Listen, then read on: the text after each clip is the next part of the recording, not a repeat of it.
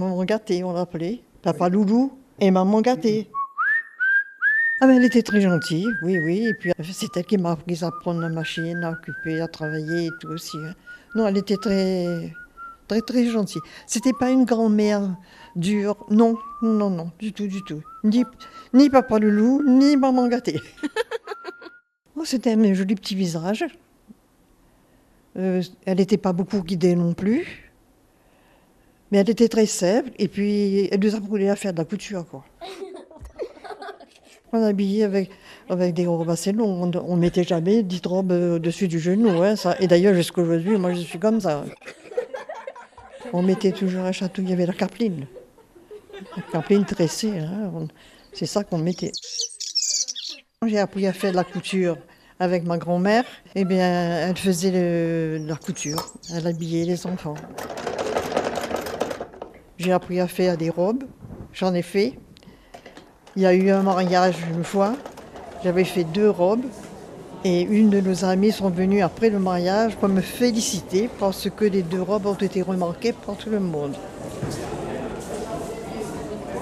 Et ça m'a dit quelque chose et je me dis il faut que je continue. Et j'ai continué. Ah ben, j'avais demandé à papa de m'acheter une machine à coudre. Il y en avait à ce moment-là, il y avait un arabe au Bois Neuf. Et il me dit, tant pis pour toi, tu achètes ta machine toi-même. Et tu vas payer toi-même. C'était dur quand même, hein. Eh bien, je faisais les robes, je vendais un petit peu, je payais. On avait quand même des commerçants qui étaient très, très bons et qui étaient très bien aussi avec nous. Eh bien, j'ai pris du temps pour payer ma machine. Mais j'ai payé ma machine. Moi-même, papa a dit, tu as vu, c'est très bien ce que tu as fait. À la main, c'était une machine à la main. Et il fallait coudre. Et après, à l'école, j'avais une copine, sa maman faisait aussi. Et mon plaisir, c'était de descendre chez sa maman pour voir comment elle faisait. Et j'arrivais à la maison, j'essayais de refaire. Et j'ai appris à travailler comme ça. Je faisais les chemises de mes frères, les robes de mes sœurs, de maman, mes robes à moi. Mais non, mais j'avais du travail, hein, tout le temps. Et puis après, je me suis mariée. J'ai ramené la machine. J'ai fait les vêtements des enfants, les petites robes, les chemises des garçons. Et au tampon, on leur a demandé, mais où est-ce que vous achetez vos chemises? Je faisais les robes des filles. J'avais 2 filles. J'avais 3 garçons. Eh bien, il fallait quand même les habiller. J'habillais toujours maman, mes sœurs. Mais je faisais du travail. Je ne suis jamais restée les mains vides. Hein. Ce qui était agréable, c'est qu'on avait des tissus quelquefois de 2 mètres de large.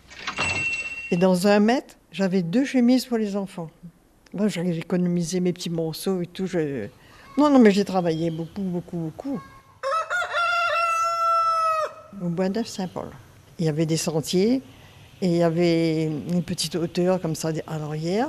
Il y avait un bœuf.